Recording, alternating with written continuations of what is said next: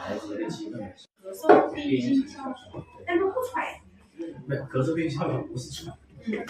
它就是以咳嗽为主，然后以8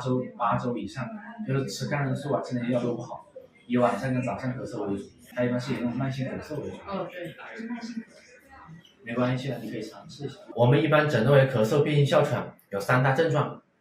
第一个就是久咳，咳嗽超过8周以上，吃的一些止咳化痰的药和一些那些头孢啊、一些消炎药没什么效果，这是第一大症状。第二大症状就是以晚上咳嗽为主，或者阵发性咳嗽为主，然后咳嗽以干咳或带点黏痰，有时候小朋友咳嗽会听到一些喘音、喘鸣音，尤其在以喉间像鸡鸣一样的一个声音为主。像按照我们指南来说的话，咳嗽变性哮喘一般是吃抗过敏的药，然后加雾化为主，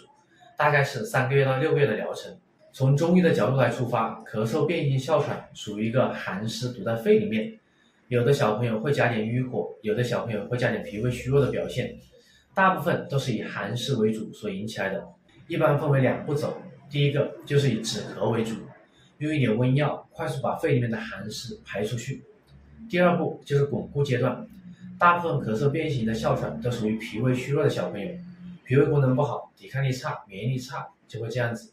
以调脾胃吃膏方或者贴敷，恢复孩子的肠胃功能就可以了。